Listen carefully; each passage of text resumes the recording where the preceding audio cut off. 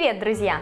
Малина – королева ягодного лета. Классический медовик, любимый всеми десерт. А если добавить к нему выразительные малиновые ноты, получится воистину роскошный десерт, достойный королев – малиновый медовик. И, конечно, чай к нему выбираем соответствующий. Премиальный зеленый чай, фрукты, ягоды, лепестки цветов и бутоны роз. Посмотрите, какая красота и чарующий аромат малины. Настоящее блаженство. Сегодня научу вас готовить этот шикарный медовик.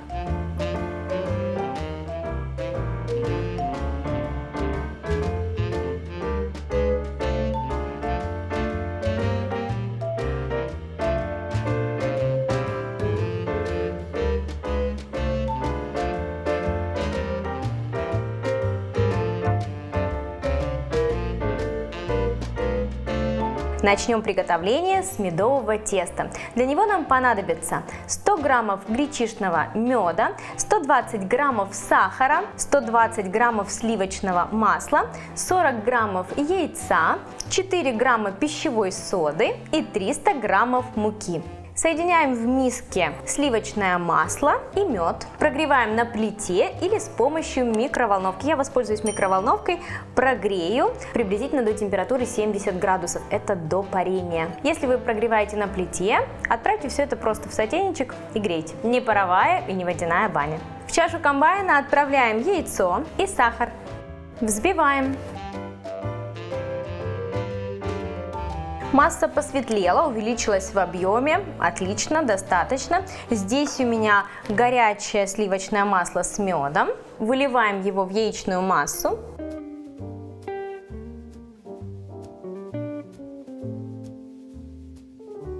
В муку добавляем соду, перемешиваем.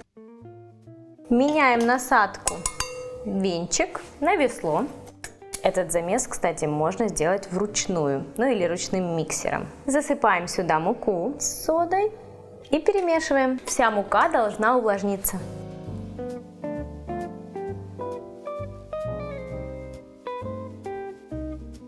Наше медовое тесто готово. Оно чуть липкое, пусть вас это не смущает. Мы отправим его в холодильник, и оно перестанет так липнуть. Муки больше не добавлять. Делим тесто на 8 равных частей. Получается приблизительно по 80 граммов. Берем пищевую пленочку и каждый кусочек оборачиваем пищевой пленкой.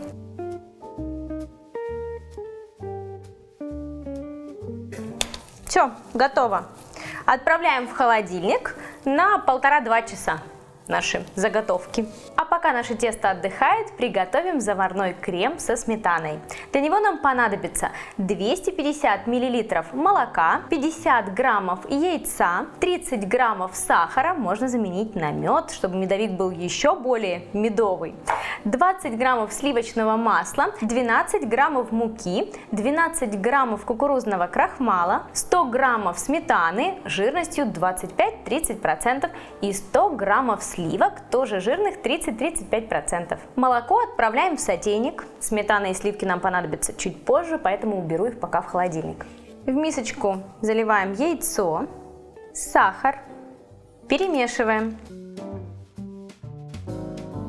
Сюда же засыпаем муку и кукурузный крахмал и снова перемешиваем.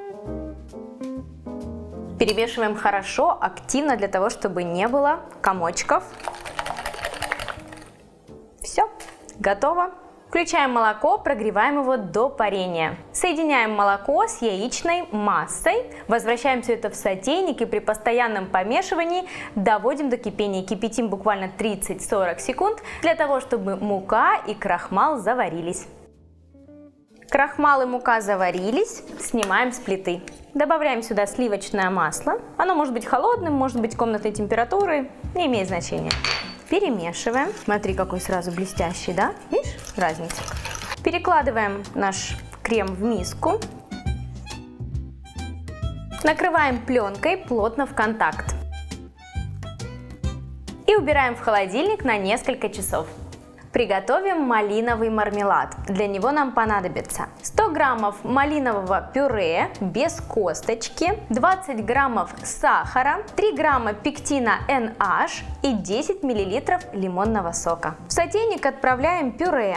Торт у нас с вами получается очень нежный, такая приятная текстура, и косточка, она просто там будет мешать. Поэтому я перетерла малину через сито и получила малиновое пюре. Сюда же отправляем лимонный фреш и ставим на плиту, прогреваем до температуры 40 градусов. Это чуть тепло, то есть буквально 30-40 секунд, если индукция, если обычная плита, чуть-чуть подольше. В мисочке рядом соединяем сахар и пектин NH. Вот, я знаю, сейчас в голове есть вопрос, чем же заменить пектин NH. Дело в том, что когда мы готовим мармелад, вот такую начинку на пектине NH, текстура получается очень эластичная, очень нежная, неплотная, но при этом хорошо держит форму. Для начинки идеально. Если вы все-таки не нашли пектин NH, под видео я напишу вам, как приготовить начинку на кукурузном крахмале. Она будет чуть-чуть плотнее, но такую начинку тоже можно использовать в этом торте. Перемешиваем сахар с пектином. Пюре прогрелось до температуры 40 градусов, засыпаем в него пектин с сахаром и помешиваем. Доводим пюре до кипения, кипятим буквально 30 секунд и снимаем с плиты. Наш мармелад практически готов, осталось только охладить его. Переложу в мисочку и отправлю в холодильник. Накрываю пленкой плотно в контакт. Пока буду выпекать тесто, начинка охладится. Включаем духовку на 170 градусов. Тесто провело в холодильнике несколько часов, стало плотным, тугим. Так, берем лист пергамента, тесто, слегка подкатываем его. Нам нужно раскатать пласт диаметром приблизительно 18 сантиметров. Он будет чуть-чуть даже больше. Чтобы не прилипало тесто к скалке, удобнее накрыть вторым листом пергамента и раскатывать. Толщина будет приблизительно около 2 мм.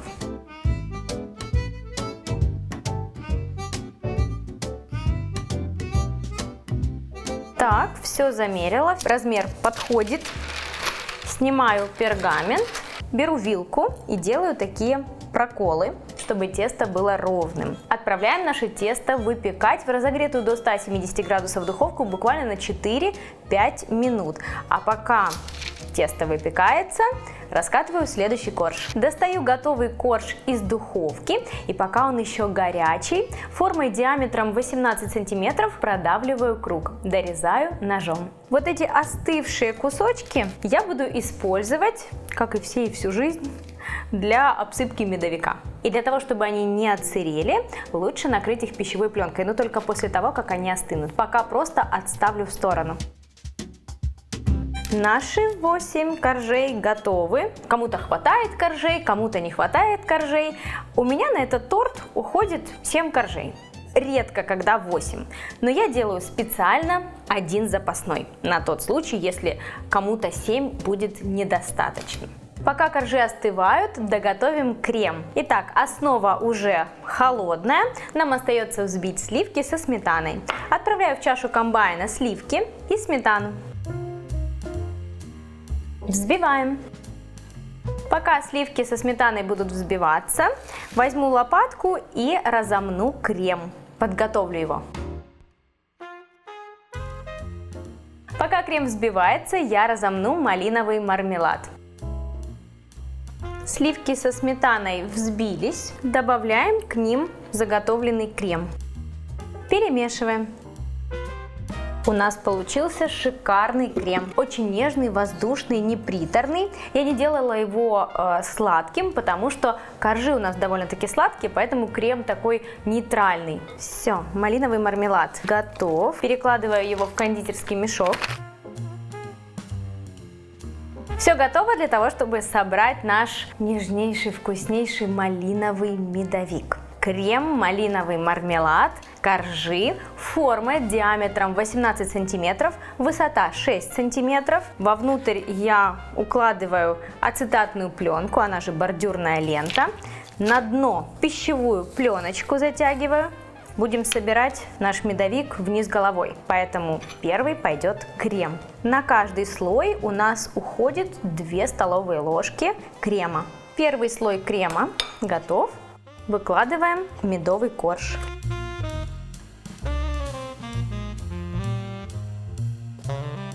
Снова несколько ложек крема. Теперь малиновый мармелад.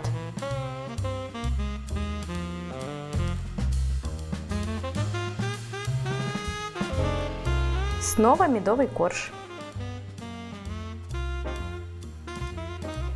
Чередуем медовые коржи, крем и малиновый мармелад.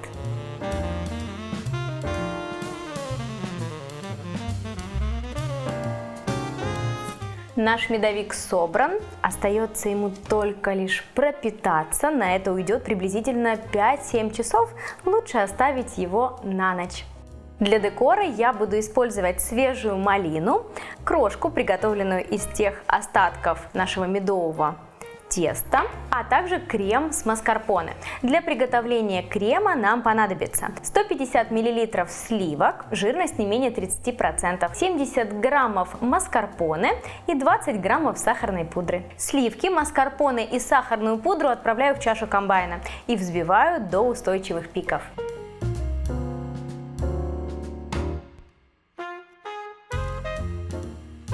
Наш крем готов. Я взяла кондитерский мешок. Насадка круглая, диаметром 10 мм. Насадка может быть любая и фигурная. Половину крема перекладываю в кондитерский мешок. Оставшуюся половину в миску. Торт простоял в холодильнике 7 часов. Все ингредиенты для того, чтобы его задекорировать, готовы. Берем тортик, аккуратненько снимаем пленку. Иногда бывает, капелька крема попадется между пленкой и самой формой, поэтому я вот так сейчас пройдусь аккуратненько ножом. Нож у меня между пленкой и формой. 2 hours later. Нет, он потихонечку, просто чуть-чуть вот так Оп. Пленочку снимаем. Торт очень нежный. Вот так на руку. Закрываю кремом край, тонкий слой, для того, чтобы крошка приклеилась. Слишком много крема не нужно.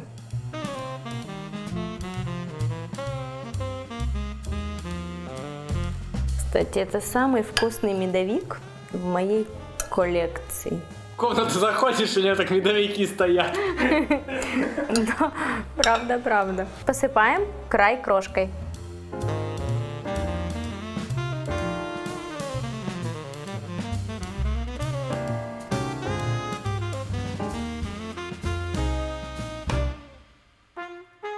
Я обсыпала крошкой края торта.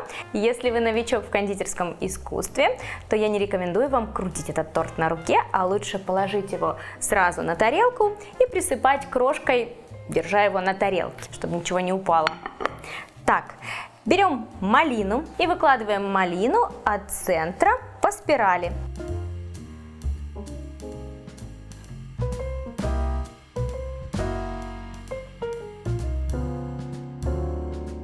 У меня здесь напаш, нейтральная глазурь, он же декор гель, для того, чтобы малина блестела. Сейчас мы ее аккуратненько промажем, эти верхушечки красиво. И отсаживаю крем.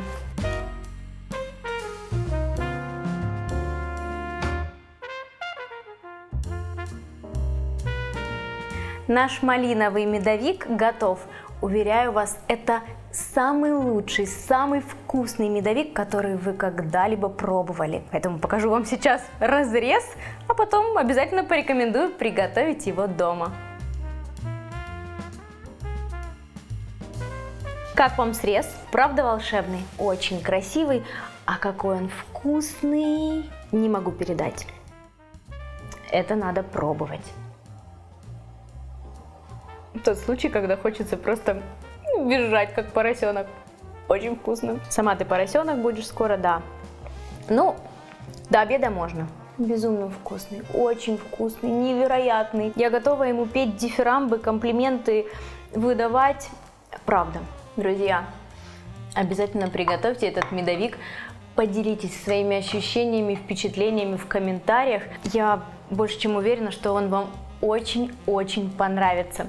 А больше рецептов вы найдете здесь же на моем YouTube-канале, в моих книгах, на моих мастер-классах и на моем сайте. Подписывайтесь на канал, чтобы не упустить ни один вкусный рецепт.